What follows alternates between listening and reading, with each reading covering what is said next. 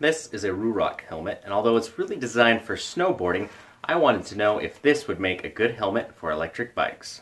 So after trying it out for a bit, there's 5 things that I like about it, and there are 2 things that I don't. Bolton e-bikes. If you want an electric bike that's better, then ride along with me and my channel.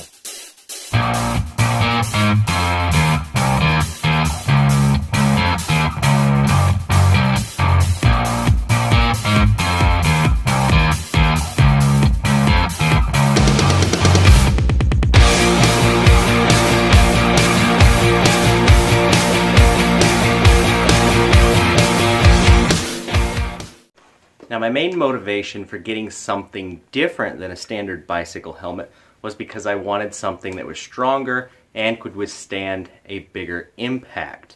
And that's because when you're riding an electric bike, typically you travel at an average speed that's slightly faster than a pedal bike. I'm not going to go into the specifics on the safety requirements between a snowboard helmet and a bike helmet, but the basic difference is that with a snowboard helmet, they expect, to be honest, you're going to fall and you're going to hit your head every once in a while. So this is designed for multiple impacts and larger impacts than a standard bike helmet, which if you either drop a bike helmet or if you crash once and hit anything, you're supposed to throw it away and get a new one. Now, to first answer this question, I looked around online to see if anybody had tested it for this. Didn't find a lot of results. I then reached out to Ruroc directly to see if they had an opinion. Couldn't find anything online, and unfortunately they didn't answer my request either. So what I did is I went ahead and bought one, so it's definitely not a sponsored video, and I took it out on the trails to find out for myself.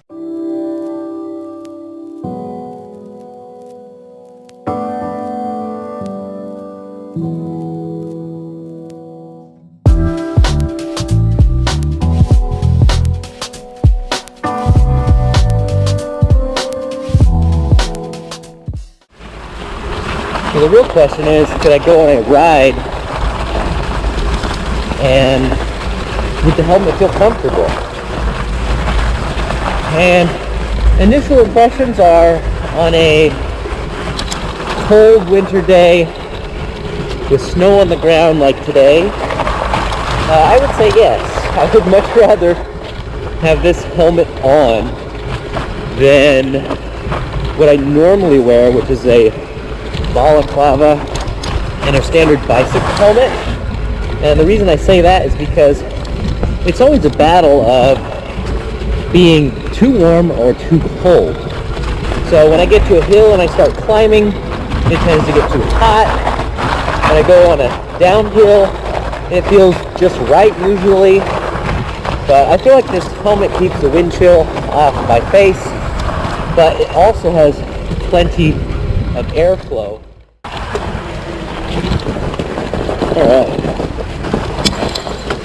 Get in a good climbing gear and start heading up the hill.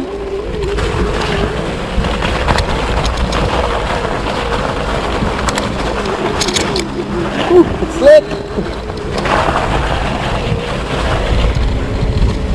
For the most part it looks like snow. It's more like compacted ice. Thankfully I've got my trail going down to kind of follow going back up. I think that's helping.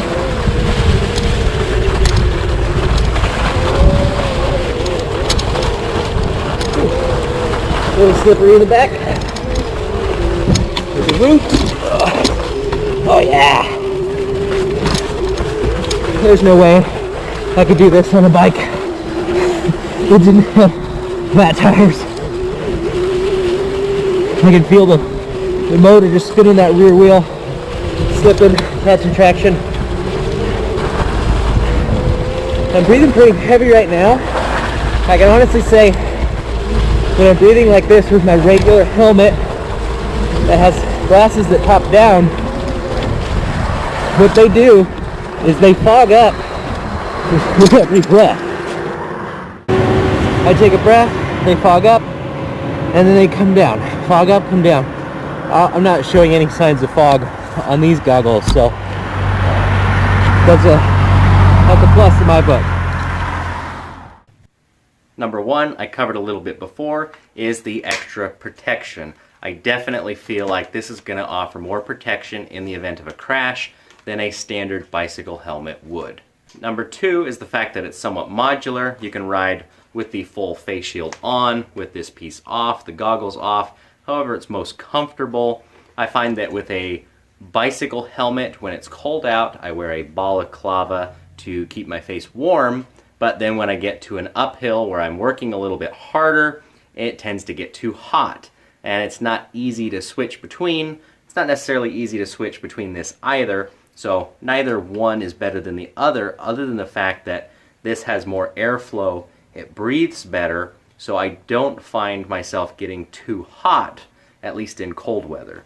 And it's not the middle of summer, so I can't test it out in really hot weather, but I feel like if you pull the faceplate and the goggles off, I think you would do just fine with it. If it was a pedal bike, I could certainly see this being too warm, but typically, once again, we're talking about electric bikes. You're not pedaling quite as hard. You're typically not working quite as hard as you would on those, at least for the average person in the way that they ride them. So for that reason, I think it'd work just fine in warm weather too.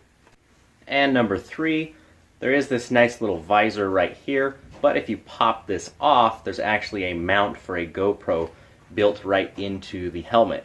So for me, doing a lot of videos and testing a lot of bikes, that's a handy thing to have because I never know what kind of bike I might be riding.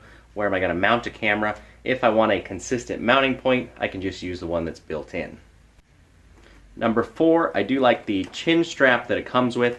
It's magnetic, so you just need to get it close and it will lock itself into place. And finally, number five, because I know a lot of you are thinking this if you've already bought one of these, you probably bought it just because it looks cool.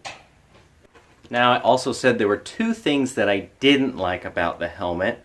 So let's talk about number one, the biggest thing that is a downside to this, and that is the price.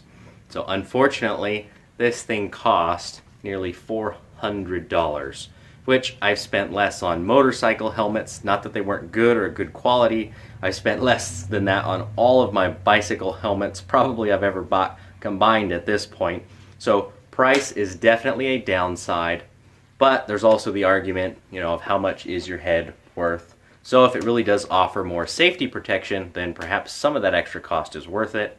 But cost is definitely going to be a factor, and I think a reason a lot of people won't buy this for use on an electric bike. And downside number two is going to be visibility. If you're used to a standard bicycle helmet, your peripheral vision is not blocked in any way. Typically the helmets are coming down around your head, but your vision side to side is not obstructed. Now with this helmet, I would say for something that's fully enclosed, it is pretty good, but you lose a little bit of visibility off to the side. Now when I'm trail riding, that doesn't bother me one little bit. But if I'm riding on the road, like to and from work, it means I have to turn my head a little bit further back to see if there's cars behind me. And personally, I don't ride with mirrors on my bike. I'm used to just looking back. If I was to wear this all the time commuting to and from work, I would probably add a mirror onto my bike just for an extra measure of safety, because it is a little bit harder to see behind you. Make sure to hit that subscribe button, hit the like right next to it, hit the little bell notification so you get notifications when I post new videos. And I also had one question from Hal on the last video. I said I would answer somebody's question from the comments, and his question was, what tools do I carry on my bike when I go out for a ride? So what I've done is I've created a link on my Amazon store where I've put a special group of just the tools and the tool bag that I use on my own personal bike. So if you want to check that out, see what tools I carry when I'm out riding, you can find that in the link in the description. And once again, if you have a question, comment below. If you have any questions about this, you're feel free to ask, of course. But if you have a question in general about electric bikes, ask it in the comment section. I will pick somebody at random and I will answer your question in the following video. Thanks again for watching Bolton e-Bikes. I'll be back soon.